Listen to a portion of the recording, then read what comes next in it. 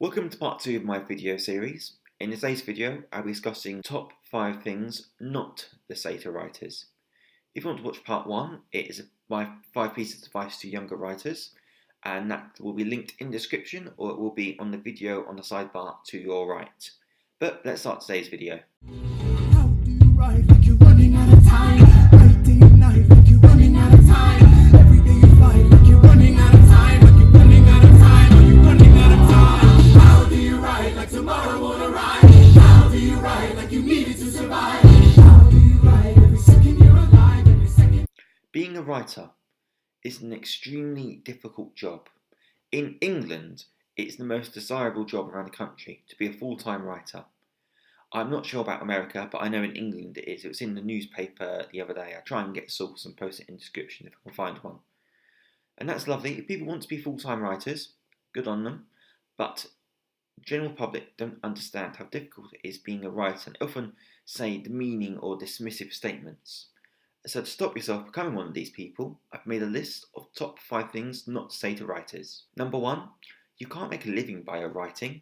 Writing isn't a real job. I think this statement is the most irritating one on this list, for me anyway. First of all, as I've just said, there are people who have the job title full-time writer who write for a living.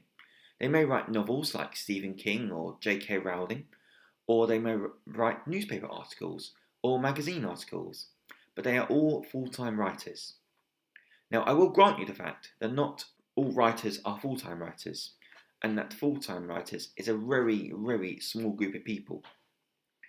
And it is something that many writers, including myself, want to become. The trick with being a full-time writer is to make enough income from your writing to survive and to support yourself and support any significant others. And that is very difficult to do. However, some writers, I'm going to say most writers actually, most writers do not write for money. A few people do, and fair enough to them. If their writing's bringing them money, good on them. Some writers just write for love. Some write to stay sane. Some write to have a creative outlet of some sort to de-stress. And other people write just for the sake of writing and telling a story. It isn't all about making money. Number 2, I could write a novel if I wanted to. It's easy. I just don't have the time. Oh, you think you write a novel, do you? Go on then. Go write a novel. Let me know how you get on. Writing a novel, if you pardon the cliche, is a labour of love. What made you think, by the way, that I had free time laying around that I decided to use to write a novel?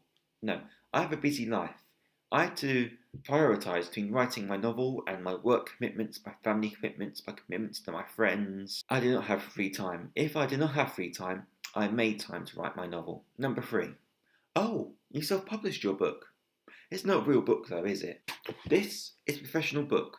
It went from an author, John Green in this case, to his literacy agent, then went to a publisher, was then distributed to the general public. This is a self-published book from someone on this channel. Can you see a difference between this book and this book? There isn't one. They are both physical books. This book is just as real and physical as this book. Now, I will admit that some self-published books don't have the same prestige as traditional books, but at the end of the day, they are both physical books, and both books, self-published and traditional, can be of amazing quality or bad quality. It depends by the author. Sorry, I don't read. Will your book become a film? My book might become a film one day, but let's face it, that's highly unlikely. If it does, I will be ecstatic and flabbergasted. But what do you mean you don't read? How do you get through life without reading? Unless you have a learning disability, in that case you can buy the book and have some sort of assistance reading it. Please show your support, buy our books and read them, and then review them on Amazon. Reviews are very important to novelists, especially new novelists like myself. Number 5, I've got an idea for your next novel. Let me stop you right there. I have a backlog of ideas waiting to be written out. I don't need another idea from you. If we're being honest, chances are I'm not going to like your idea anyway, purely because it isn't my idea.